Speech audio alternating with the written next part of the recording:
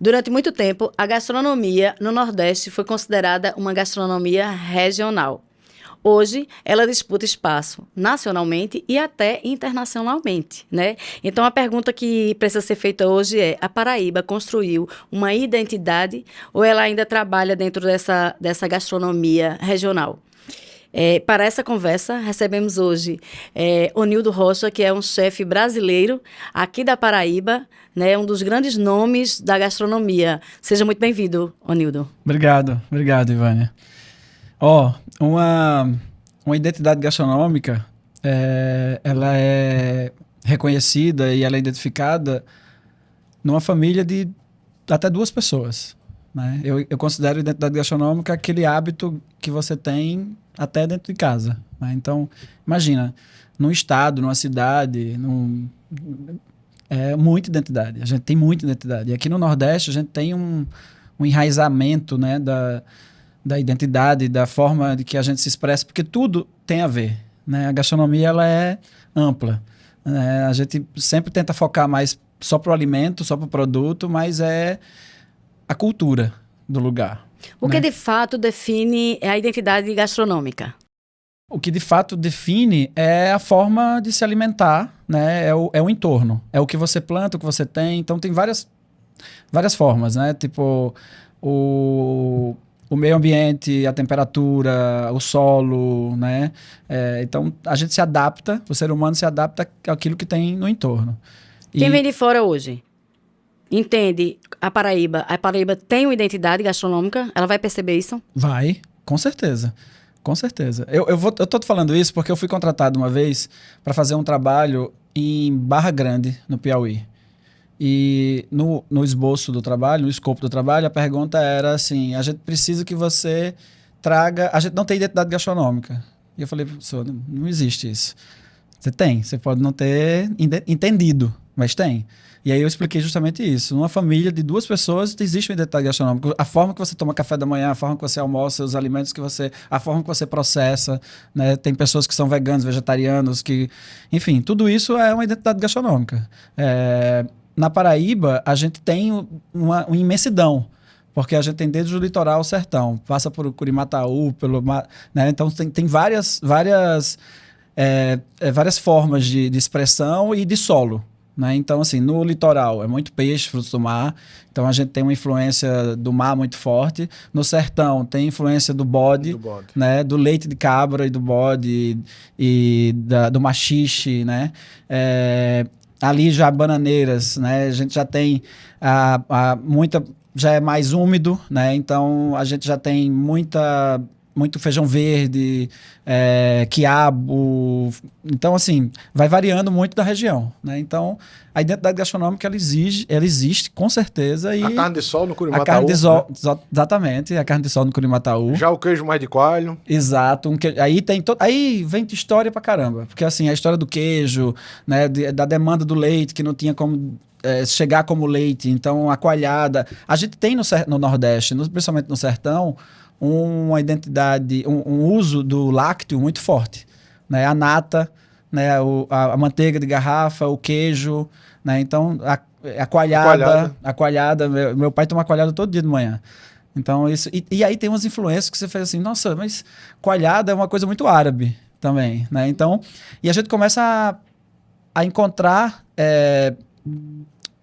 características moura, por exemplo, na nossa alimentação. Por exemplo, já vou entrando... Sim, fica à vontade. Já vou entrando no sertão. Se você for estudar os aboios, né, de tanger o gado, porque no sul as pessoas usam berrante, né? No Nordeste a gente não vê berrante. Os aboios, a forma de que o sertanejo leva o gado é com sonoro, né? São consoantes. Ah, o, e, né? Tem outra característica que eu vou passar para vocês, que é o chapéu de cangaceiro, né? Ninguém entende porque é aquele chapéuzinho pequenininho, só aqui em cima. Gibão. O gibão. Então, tudo tem uma influência muito moura e muito do... Porque o chapéuzinho pequeno é o quipá, né? Os aboios são as orações.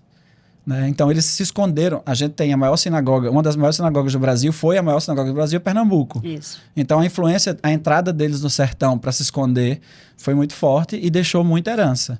Então todos aqueles penduricalhos que tem no chapéu de couro, isso vem dos ortodoxos, né? Que são aqueles cachinhos dos ortodoxos que usavam para poder identificar. Então tem toda uma estrutura. Então tudo isso é identidade. Tudo isso é identidade. Então assim, a gente está falando de tipo mínimo. E a né? relação com a gastronomia, de tudo isso que você está citando? Muita relação. A gente tem, por exemplo, o doce de gergelim. Quem é do sertão sabe bem o doce de gergelim forte, que é feito com pimenta, manteiga de garrafa, mel de rapadura, né, gergelim. Só que ele é muito próximo do chouriço, que é aquele doce feito com sangue de porco, que hoje em dia está quase em extinção. A nata, né? A nata também tem, a coalhada tem muita influência. A nata As especiarias... tem um prato aqui que é muito conhecido aqui na Paraíba, que eu, por exemplo, que sou lá de Pernambuco, Recife, não conhecia, é a carne sol na nata. Exato. Aqui em qualquer restaurante aqui que tem você muito. vai... Rio Grande do Norte também é muito próximo a carne sol na nata. O rubacão. A rubacão é uma coisa que eu brigo. Ô, Nildo, Rubacão e mongunzá salgado é da nosso. Paraíba. mas você que hoje tem uma relação também forte com o mercado da gastronomia no centro-sul do país, a partir de São Paulo, você diria que a nossa gastronomia é paraibana ou ela é nordestina? Tem tudo. A gente tem muita influência Pernambuco. Pernambuco sempre foi muito forte culturalmente, politicamente, economicamente. Pernambuco é até hoje. Então, e a gente é muito próximo, 130 quilômetros de Recife. Então, a gente realmente tem uma influência muito forte de Pernambuco. Mas tem características que são paraibanas. Embora, culturalmente, Pernambuco já extraiu muita coisa porque é mais forte, mais poderoso, então demonstra mais essas manifestações. Mas, por exemplo, o arroz vermelho. O arroz vermelho está na arca do gosto do Slow Food, catalogado no planeta, no mundo inteiro, como arroz vermelho da Paraíba. Existiu, no século tal, uma proibição do cultivo do arroz vermelho no Brasil, para a entrada do arroz branco, né, do arroz mais claro. E o Vale do Piancó foi o único lugar que continuou saindo as regras dessa proibição e continuou cultivando. Então, hoje, o arroz vermelho existe no Brasil por causa do Vale do Piancó. Então, ele está escrito na catalogação, se essa palavra existe, do Slow Food como arroz vermelho da Paraíba, do Vale do Piancó. Vamos criar uma polêmica aqui. Falta a apropriação do paraibano para os seus símbolos, porque, por exemplo, o pernambucano é muito bairrista, né? Vamos combinar, eu sou pernambucana e eu defendo muito as minhas bandeiras. Então, o rubacão, a carne sol na nata, esse arroz vermelho que você está falando, isso são símbolos daqui, né? Não deixa de ser, porque é algo muito paraibano. Falta essa apropriação aqui na Paraíba? Falta um pouco. Eu não gosto muito de falar do sentimento que tem o brasileiro de... Como é que chama? Que tem uma palavrinha que fala que é um sentimento de que a gente não pertence, de que a gente não tem... um sentimento de pertencimento, mas tem de vira-lata. Né? Síndrome. A síndrome do vira-lata. Exato. Eu não gosto muito de falar sobre isso, porque eu acho que isso faz a gente dar passos para trás. Mas... Isso que eu estava falando, do poder da fortaleza que era Pernambuco, intimidava, né, de dizer que tinha uma apropriação e tal.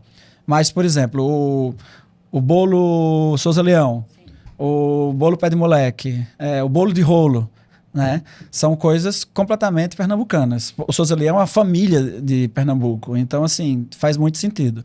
O rubacão, ele é um prato que... é consumido também no Rio Grande do Norte. O Rio Grande do Norte compartilha muito da cultura gastronômica da gente, mas em Pernambuco é baião de dois. E é feito de forma diferente. Totalmente diferente. Inclusive o baião de dois também é cearense, não é isso? Cearense, e é o Nordeste inteiro. Mas o rubacão é uma coisa consumida praticamente só na Paraíba. Assim como o mungunzá salgado. Sim, né? lá já como doce. O mungunzá salgado é um mungunzá doce, né, que é muito do litoral, e o mungunzá salgado é muito do sertão. Né? E o mungunzá salgado do Rio Grande do Norte, ele tem grãos diferentes. Ele tem milho e feijão junto. O nosso é só o milho com uma feijoada.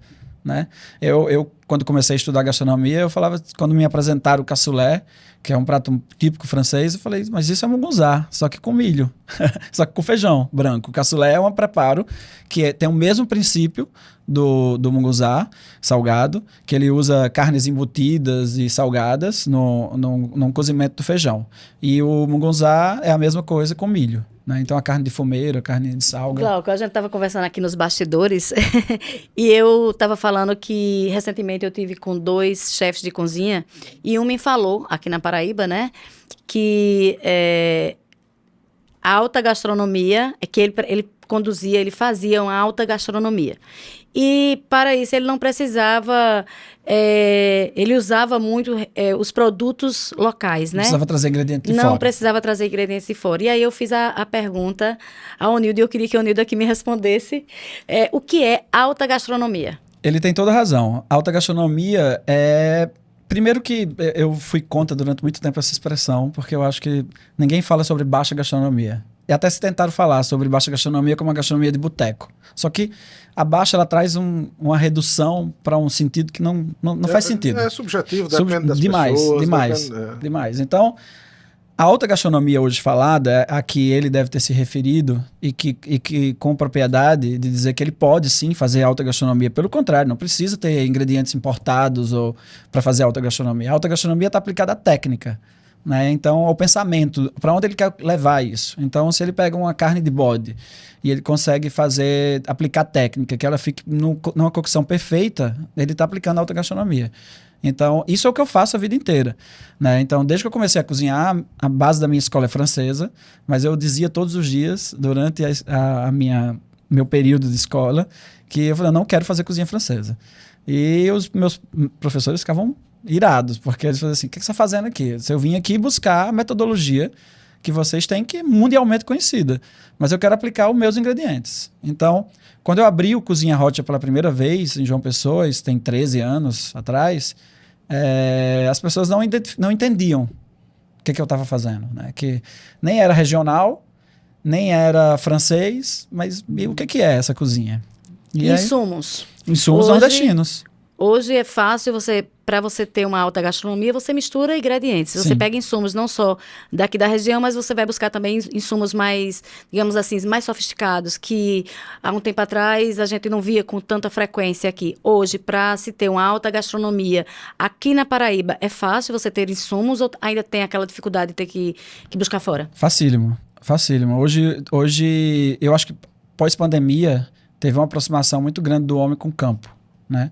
E isso fez florescer muitos produtores. Assim como a gastronomia é muito recente no Brasil, a escola de gastronomia, a faculdade, né, não existia. As pessoas que faziam cozinha antigamente eram pessoas semi-analfabetas. Eram pessoas que não tinham profissão e que iam para a cozinha porque era mais fácil. Hoje, depois da escola de gastronomia, faz uns 18 anos isso, que teve o primeiro curso de gastronomia no Brasil, mudou. Né? Hoje a classe média e as pessoas tiveram mais acesso a o que é gastronomia e a ciência da gastronomia. Então isso começou a ter elevar. E com a pandemia deu uma acelerada na aproximação do homem do campo, como eu falei. E aí os produtores começaram a se empolgar mais, a estudar mais e a ficar mais próximo da terra e entregar um produto melhor. Então, sem sombra de dúvida, hoje eu não preciso, eu sempre defendi isso, há 13 anos atrás, quando eu abri o restaurante, eu falava que eu conseguia fazer uma cozinha, uma alta gastronomia com ingredientes paraibanos, sem sombra de dúvida. Eu acho que não precisa ser radical também. Eu só vou usar ingredientes paraibanos, porque a gente não consegue produzir tudo que existe na face da terra, né? Então a gente precisa de alguns ingredientes, mas privilegiar, colocar em primeiro plano o ingrediente local. Eu posso usar outros insumos para aumentar a ênfase naquele insumo principal, mas sempre foi essa a minha cozinha. Ô Nildo, então a gente, ouvindo tudo isso, a gente pode afirmar que gastronomia é arte, gastronomia é cultura, né? E a gente sabe a importância que tem a arte e a cultura para o contexto turístico. E a gente sabe que a gastronomia hoje também existe um turismo especializado na gastronomia. E aí em relação ao polo turístico de João Pessoa, ele tem o potencial de elevar o nível da nossa gastronomia, ou diante do tamanho mesmo. Você vê um hotel que está para ser inaugurado com mais de 1000 leitos, etc. Então a gente imagina uma ocupação em massa de um público que seja, por mais qualificado que venha a ser. Então, o polo tende a valorizar, a potencializar a qualidade da nossa gastronomia, ou corremos o risco de ter algo ali mais genérico? Como às vezes se vislumbra em alguns parques hoteleiros, etc. Isso me preocupa muito. Isso é um assunto que quando me falaram há alguns anos atrás que esse polo ia sair e da forma que ia ser colocado, porque essa área foi escolhida há mais de 30 anos atrás por Tarcísio de Buriti. Exatamente. Projeto Costa do Sol. Costa do Sol. Nunca saiu, né? E agora está saindo. Tem o seu lado positivo, óbvio, mas como tudo tem um lado que pode ser negativo. Se não for trabalhado, e isso está muito na mão do poder público, se não for olhado de forma muito séria para o que vai ser entregue e como as pessoas vão conduzir aquilo, pode ser um problema. E eu acho que o João Pessoa, principalmente, ela tinha uma probabilidade, e já estava fazendo isso, e está sendo feito isso, de um público mais qualificado. Não é em questão financeira, porque hoje o dinheiro mudou de mão. Então, hoje a gente tem pessoas que têm culturalmente, né? O que eu estou ligado da qualificação não é só no poder aquisitivo, é no nível cultural. E a gente tinha esse poder de receber pessoas com um nível cultural e com ia consumir João Pessoa, estava consumindo João Pessoa e consome João Pessoa de forma mais respeitosa, né? Isso não quer dizer que obrigatoriamente esse público que vai vir desrespeitoso, mas se não tiver cuidado, sim, porque é um grande volume, né? Um dos hotéis tem mais de 700 e poucos mil apartamentos, então é um volume gigantesco numa área mais longe, que tem tudo incluído, all inclusive, né? Então as pessoas... Mas para um público mais específico, né? Principalmente um público que vem de fora, ou seja, um público internacional. Não sei, Não sei se vai ser, não sei como é que vai se comportar ainda. Até hoje é um turismo interno. Exato. Então o que vai acontecer essas pessoas vão vir, passar 4, 5 dias, é a média de um resort. Desses 5 dias ele vai sair 1 para consumir e vão sair os 4 para usufruir. Então é muito pouco para a cidade. Então não sei que plano foi feito e como foi feito. Eu acho muito perigoso se o turista consome tudo dentro de uma só região e só sai para usufruir. Nesse usufruir, ele mais polui do que ele deixa recurso. O recurso está preso aqui numa área só. Não sei se eu estou sendo muito polêmico, mas é a minha opinião. Eu já falei isso para qualquer... Você lança uma preocupação em relação ao futuro do turismo.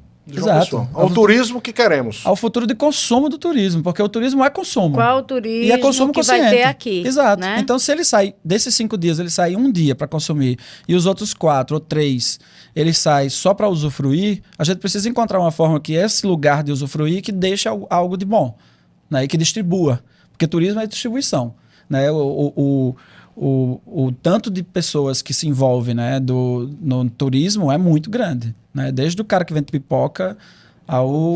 Eu já escutei essa preocupação conversando com um empresário de um restaurante aqui em João Pessoa. Ele me falava sobre essa questão. Como é que nós aqui vamos estar inseridos nesse diálogo lá no polo? Porque o polo ele vai reter, né? O turismo que chega vai ficar lá. E como você falou, vai sair 1 dia, 2 dias no máximo para dar uma volta na cidade, para fazer um passeio turístico. Exato. Ele vai voltar para o resort, porque o resort ele tem o pacote all inclusive. Exato. Né? Como é que vai gerar renda? Recursos e renda para o lugar. Exato. Então, acho que isso está na mão do poder público, né? Um dos hotéis, eu vi o plano deles e tem muito regionalismo envolvido dentro dos quartos, artesanato. Então, tem uma preocupação inicial que, ok, cultura, mas isso precisa ser questão política cobrado, sabe? E tem que ser fiscalizado de como isso vai. Porque o tanto de incentivo que existiu para que isso acontecesse, eu acho que a gente tem que exigir que a cidade ela receba sobre isso. Rivânia, vamos dar uma paradinha aqui estratégica com o Nildo e voltamos logo mais. Solidez é um conceito difícil de explicar, mas fácil de perceber. Quem constrói com solidez sabe exatamente de onde vem essa certeza, da experiência comprovada e da segurança jurídica e financeira. Baltem, a solidez que constrói projetos únicos. Voltando aqui com o Nildo Rocha, chefe paraibano que hoje brilha em São Paulo, em Fernando de Noronha, em tantos outros locais do Brasil e do mundo, muitas vezes a convite. É uma honra para a gente ter você aqui conosco, o Nildo, mais uma vez. E eu lhe pergunto, o chefe de cozinha, ele também precisa ser um bom estrategista no seu negócio? A gente falou ainda há pouco aqui, fora do programa, sobre processo, né? Sobre processo e técnica. E aí eu pergunto, você como chefe, eu já lhe observo também, já respondendo, eu acho que você tem que ser um estrategista também dentro desse ambiente que você domina, que são várias casas espalhadas. Uhum. Me fala um pouco sobre isso. Mais do que estratégia, eu entendi, depois de um tempo trabalhando nessa área, que nós somos agentes políticos, né? A gente alimenta pessoas e para alimentar a gente gera uma cadeia que é bem grande, assim. E se a estratégia não tiver bem alinhada, a coisa se perde, né?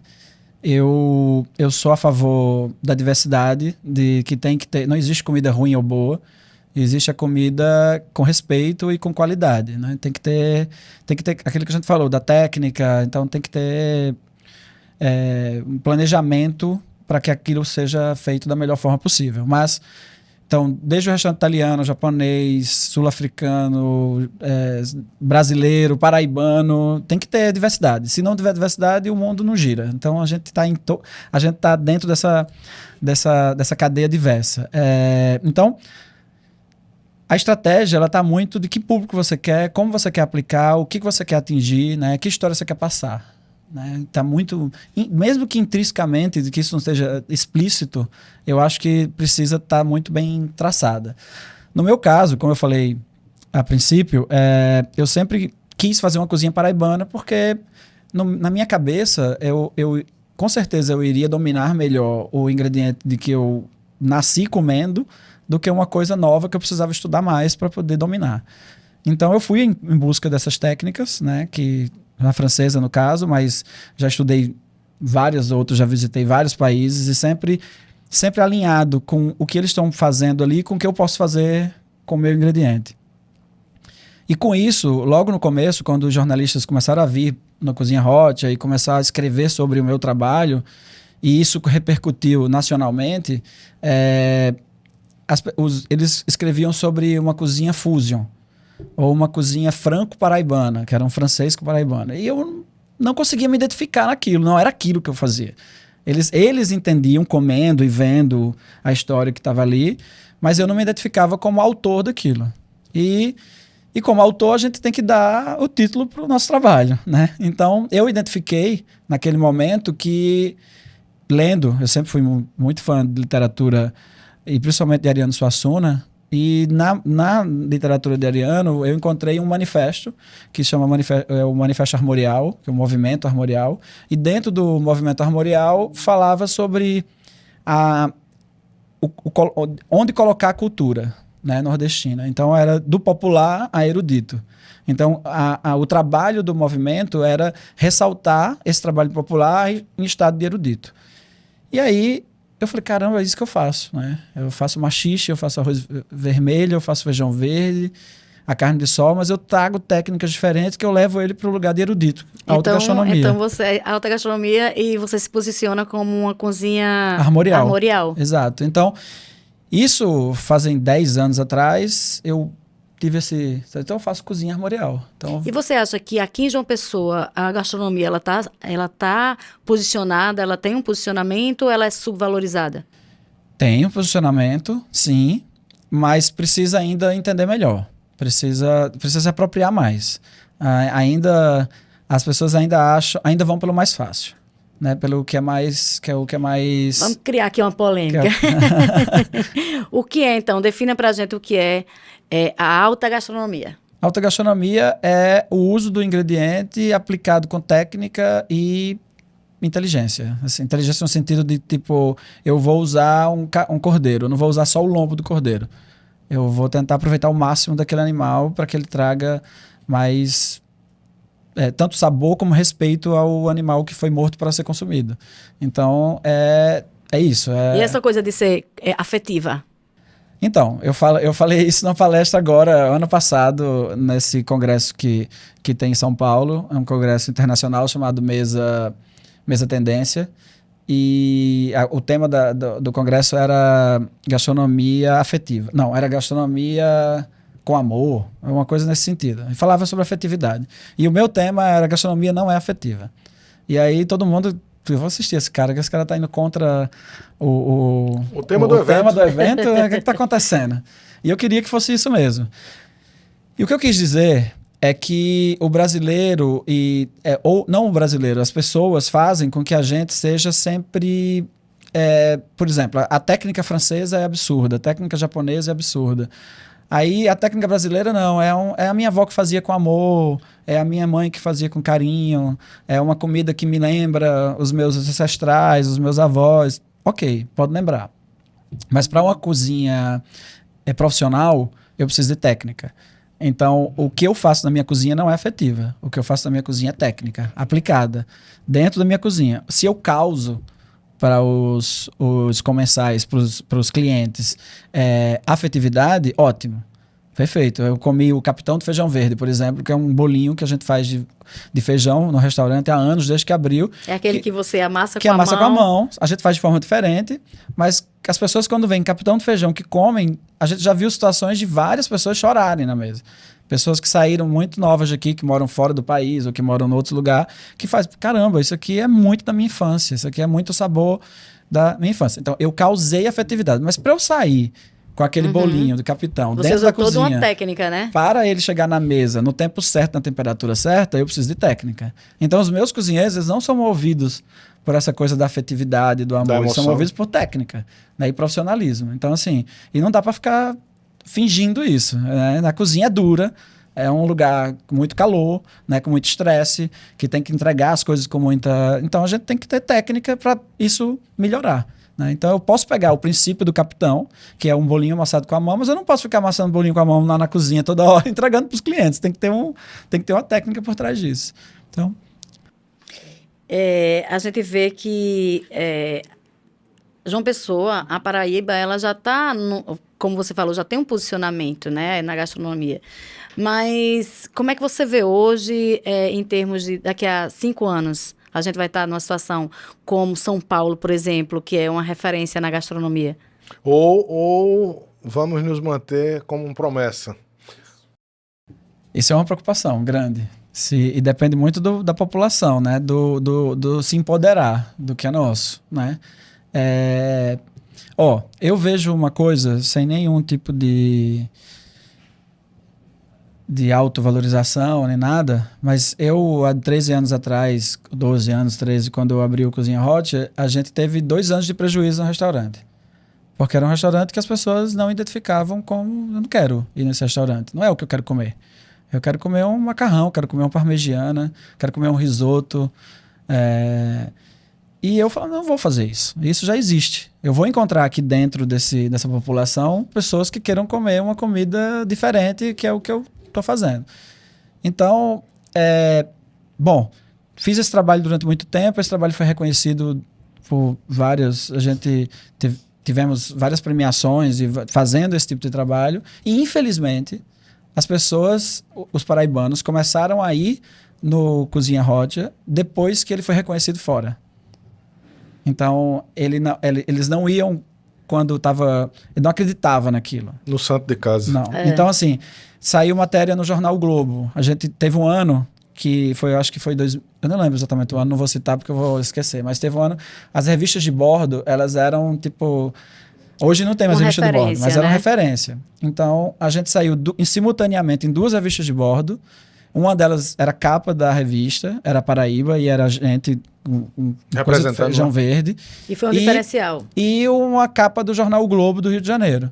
Então, depois disso, foi uma enxurrada de turistas no restaurante, e as pessoas que moravam aqui, sempre que tinham uma visita em casa ou alguém que vinha de fora, ia no restaurante. Mas eles sozinhos não iriam. Eles sozinhos não era o restaurante que eles queriam comer. Mas quando tinha alguém, eles tinham orgulho de dizer, esse restaurante é nosso, é da Paraíba, e tal. E aí, isso foi me deixando, caramba, não é possível que eu não vá. Então, a gente foi adaptando durante os anos. Eu comecei muito radical, com uma gastronomia muito radical, que era o que eu pensava e tal. E eu fui abrindo para as coisas serem mais comerciais, né? Sem abrir mão do meu princípio de fazer uma cozinha armorial. Então, isso o tempo vai nos ensinando. Se o mercado paraibano de gastronomia entender isso e incentivar e fizer acontecer dessa forma, a gente vai longe e vai ser referência. A gente já é. Pernambuco, durante muito tempo, falar da sua terra. Não vamos brigar aqui. Pernambuco, durante muito tempo, teve uma época que foi até eleita a capital da gastronomia do Brasil. Passava de São Paulo, porque pernambucano... Então a Paraíba está respeitada. Muito respeitada, a gente está na vez e a gente tem feito um trabalho, vários hotéis têm feito um trabalho de enraizamento da cultura e da gastronomia paraibana. O que é que você diria como você elencaria prioridade no setor aqui na Paraíba? Prioridade para enaltecer a gastronomia paraibana? Isso. É se empoderar mesmo, usar o ingrediente, usar as nossas... É não ter medo de bancar isso. Não ter medo, não ter medo. Quem vem de fora quer comer. O mercado mudou de mão, o dinheiro mudou de mão justamente por conta disso. Você vê, não sei se pode falar de Airbnb, Pode falar, mas o Airbnb cresceu mundialmente porque o mundo mudou a cabeça. Antigamente, o que era padrão? Os hotéis de grande rede, você se hospedava com o mesmo princípio de hotel, ou nos Estados Unidos, ou na Europa, ou no Brasil, em qualquer lugar, o botão era no mesmo lugar, o tipo de toalha, o tipo de cama, o quarto, a arquitetura, você chegava, era um padrão. Hoje em dia, as pessoas não querem mais isso. As pessoas querem vivenciar a cultura local. E aí o Airbnb veio com essa força e as pessoas entenderam isso. As pessoas querem ficar em casas, elas querem viver a cultura local, elas querem viver como as pessoas vivem naquele local. Então, se o paraibano, se o turismo paraibano entender isso e vender a nossa cultura para as pessoas que vêm de fora, que é o que elas querem ver, e não ter medo e ficar botando o italiano tradicional, o japonês tradicional, a gente vai longe. Longe. Porque... é muito forte, sabe, assim, você vê hoje o mercado hoteleiro da Paraíba e de Pernambuco, o Pernambuco estacionou. Exato. Faz anos que não muda. Hoje tá... E a Paraíba tem de pequenos saindo hotéis. Exato, tá hotéis saindo boutique, com um leque de hotéis opções exatamente, hotéis de alto boutique, valor. hotéis que os restaurantes geralmente têm um café da manhã cuscuz, pamonha, queijo coalho, cartola, né? Tudo isso tem não tem só salsicha no molho de tomate com pão. Entendeu? Que era o que tinha. Tem tapioca de vários sabores. Então assim, aqui na Paraíba hoje a gente está oferecendo uma gastronomia super de alta. Super. Vamos concluir com o Nildo, já agradecendo sua participação, mostrando que gastronomia não é só comida, né? Não. Na verdade, é identidade, é economia, é posicionamento de um território. A gente lhe parabeniza, Nildo, pela sua trajetória, pela sua história, desejando muito sucesso. E pedindo desde já a vocês que curtam, que compartilhem esse programa, enviem para amigos, para que possamos juntos divulgar cada vez mais nossa Paraíba e expoentes que brilham como o Nildo Rocha. Obrigado. Não esqueçam, se inscrevam no canal, é muito importante. Até o próximo programa. Obrigado pelo convite.